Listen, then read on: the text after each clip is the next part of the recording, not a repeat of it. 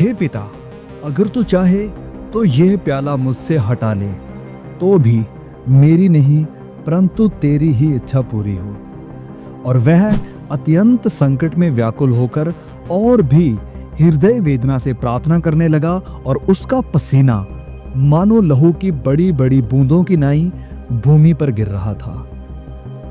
अब हमें अपने आप से यह सवाल करना चाहिए कि उस प्याले में, उस कटोरे में ऐसा क्या था जिसके बारे में सोचकर प्रभु यीशु इतने हृदय से प्रार्थना कर रहे थे।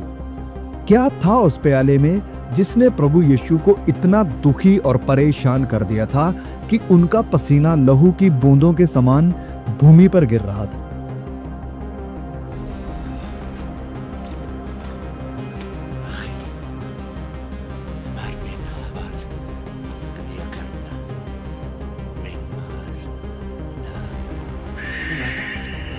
ये अक्सर प्रचार किया जाता है कि वह प्याला, वह कटोरा रोमी सलीब थी, वह अत्याचार और पीड़ा थी जिसका प्रभु यीशु सामना करने वाला था। कि प्रभु यीशु सब कुछ पहले ही जानता था कि जो कोड़े पड़ने वाले हैं वह उसकी पीठ को नोच डालेंगे। कांटों का ताज बहुत दर्दनाक होने वाला है और हाथों और पैरों में कील लगने वाले हैं। जो लोग सिर्फ इन्हीं चीज़ों को प्रभु यीशु के संकट और दर्द का आधार बनाते हैं और मानते हैं, वह असल में सलीब के असल मतलब को नहीं जानते हैं और ना इस बात को समझते हैं कि सलीब के ऊपर क्या हुआ है। हाँ, ये यातना, ये कष्ट जो इंसानों ने प्रभु यीशु को दिए वह दर्दनाक थे और बहुत भयानक थे, लेकिन इस सबसे बढ़कर कुछ और अति भयानक सामने था जिसके बारे में सोचकर उससे छुटकारे के लिए प्रभु यीशु प्रार्थना कर रहे थे। और फिर कुछ लोग ऐसे भी कहते हैं कि प्रभु यीशु मौत से डर गए थे, वह मरना नहीं चाहते थे। क्या पहली सदी में कई मसीहों को रोमी साम्राज्य के द्वारा सलीब पर चढ़ा दिया गया, कईयों को तो उल्टा सलीब पर लटका दिया गया, और फिर नीरो ने मसीहों को जिंदा जला दिया और रोम शहर की गलियों को रोशनी देने के लिए, और लोग खुशी खुशी निडर होकर खुदा के लिए अपनी जान देते थे और आज भी देते हैं। तो क्या इससे अब हम ये समझें कि प्रभु यीशु के चेले, उसको मानने वाले ज़्यादा साहस और हिम्मत वाले थे, जबकि उनके उद्धार और छुटकारे का कैप्टन, उद्धारकर्ता प्रभु यीशु डरपोक था जो गतसमनी बाग में जाकर रो रहा था? क्या प्रभु यीशु का डर वो कोड़े थे, वो कांटों का ताज था, वो लकड़ी की सलीब थी और वो भाला था? या फिर उस प्याले में, उस कटोरे में इस सब से बढ़कर कुछ था जिसके बारे में सोचकर प्रभु यीशु के पसीने छूट रहे थे?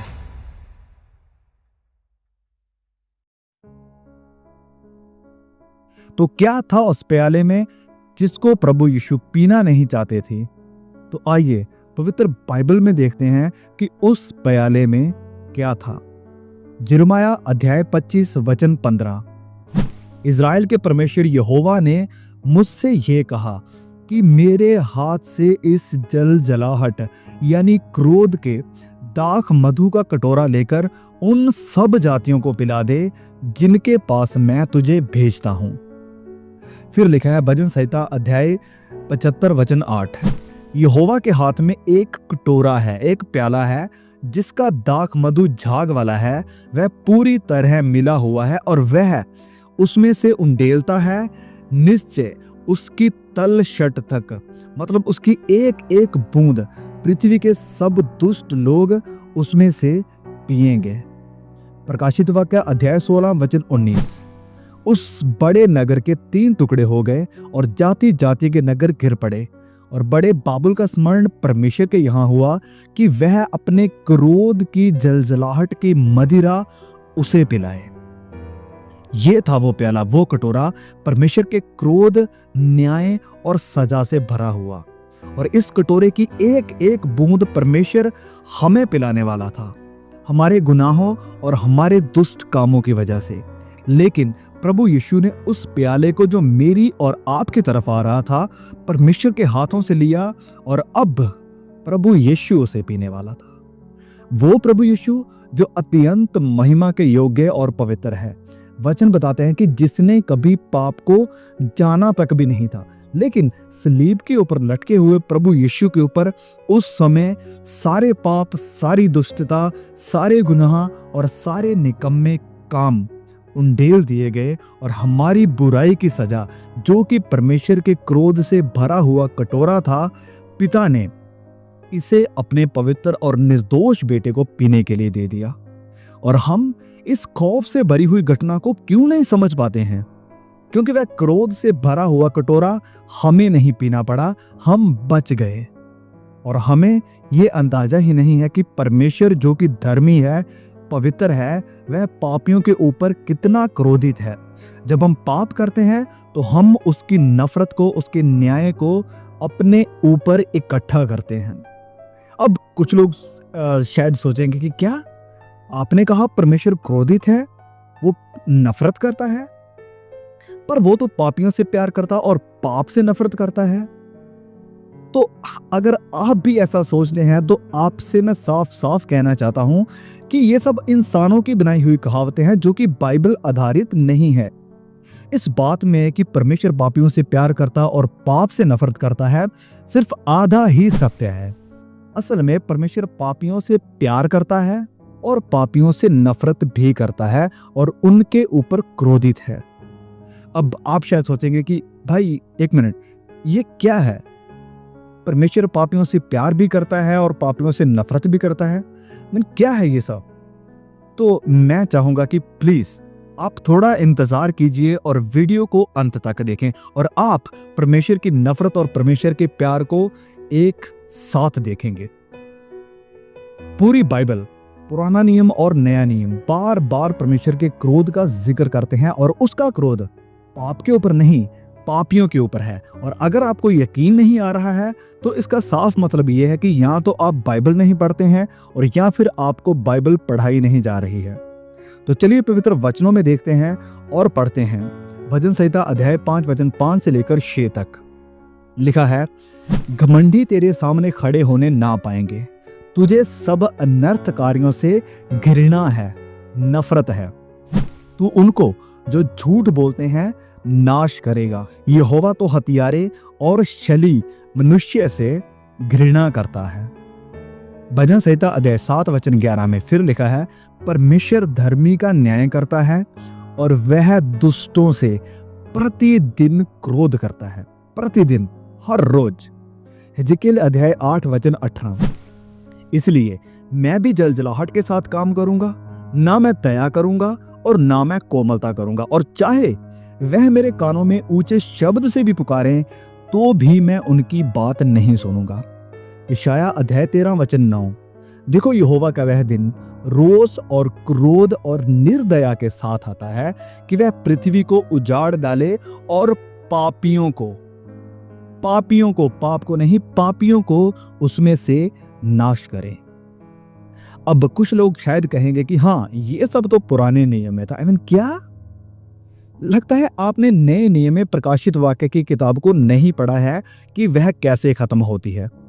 तो आइए नए नियम के कुछ वचनों को पढ़ते हैं।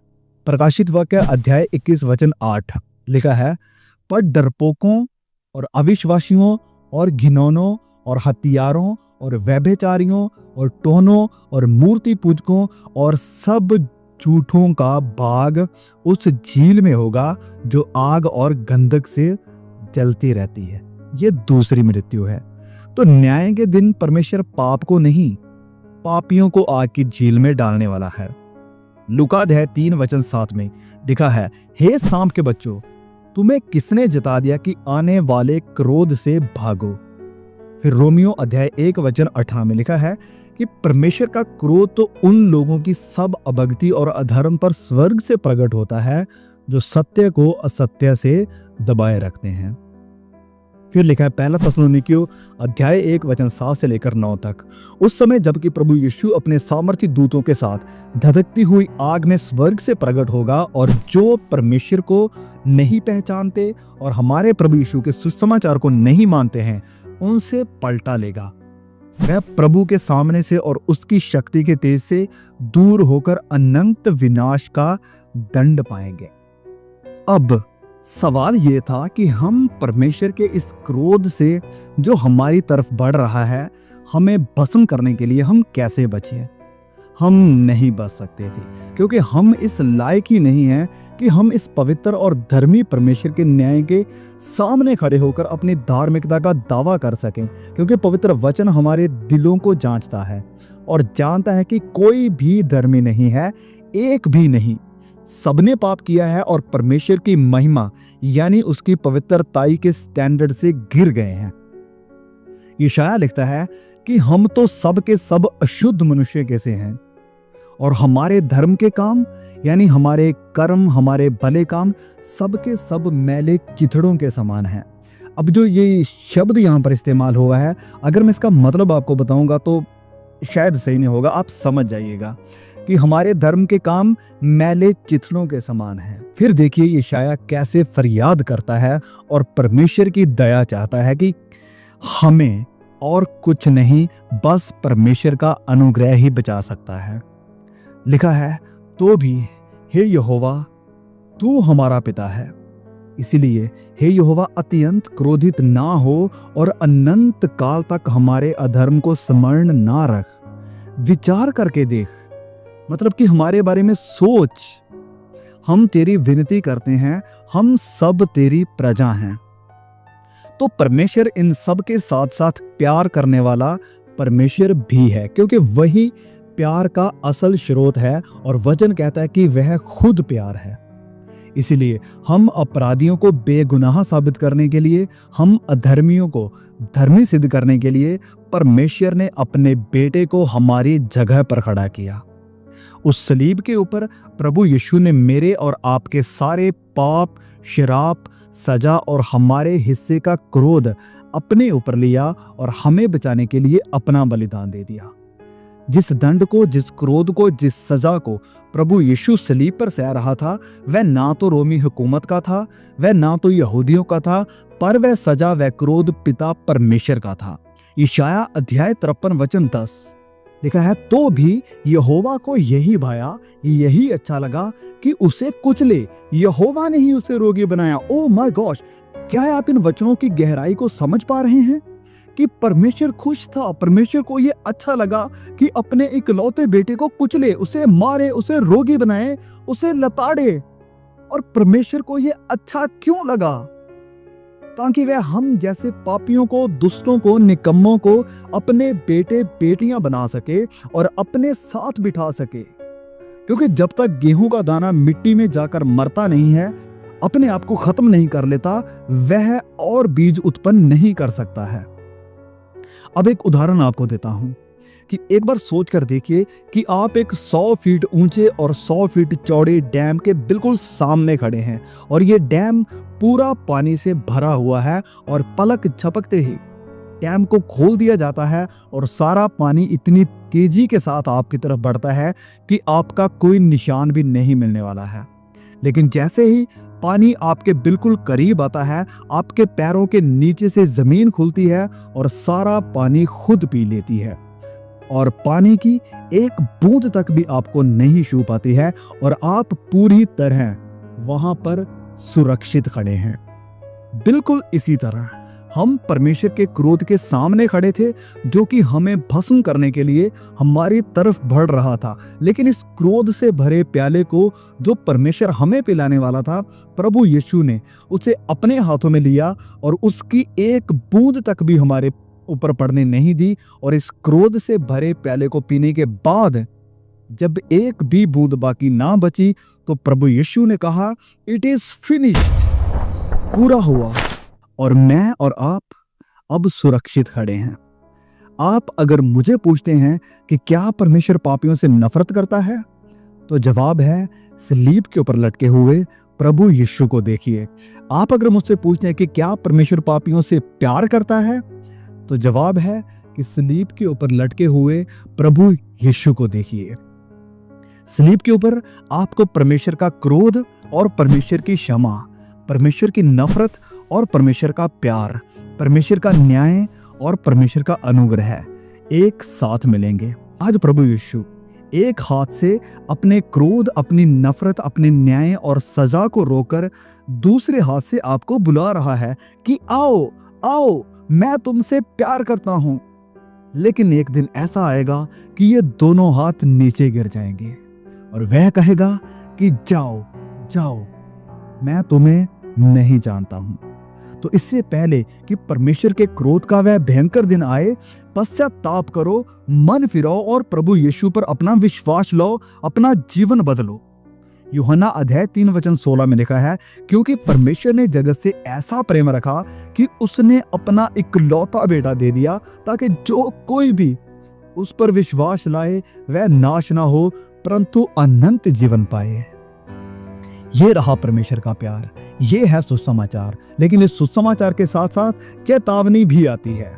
जब हम इसी अध्याय के अंतिम वचन 36 को पढ़ते हैं तो वहां लिखा है कि जो बेटे पर विश्वास लाता है अनंत जीवन उसका है, लेकिन जो बेटे की नहीं मानता वह जीवन को कभी नहीं देखेगा, परंतु परमेश्वर का क्रोध उस पर रहता है। रोमियो अध्याय 5 वचन 8 से लेकर 10 तक। परंतु परमेश्वर हम पर अपने प्रेम की भलाई इस रीति से प्रकट करता है कि जब हम पापी ही थे तभी मसीह हमारे लिए मरा। सो जब कि हम अब उसके लहू के कारण धर्मी ठहरें तो उसके द्वारा क्रोध से क्यों ना बचेंगे। क्योंकि बैरी होने की दशा में तो उसके पुत्र की मृत्यु के द्वारा हमारा मेल परमेश्वर के साथ हुआ है, फिर मेल हो जाने पर उसके जीवन के कारण हम उद्धार क्यों ना पाएंगे। उम्मीद है ये मैसेज आपको आशीषित किया होगा। तो मैं आपसे विनती करता हूं, मैं चाहता हूं कि प्लीज आप इस मैसेज को हर एक के साथ शेयर करें, अपने फेसबुक, व्हाट्सएप, कहीं भी इसको शेयर करें, ताकि ज़्यादा से ज़्यादा लोग इस संदेश को सुन सकें और अपने जीवन को देख सकें और उस प्यार को देख सकें जो परमेश्वर ने और प्रभु यीशु ने हमारे लिए किया है।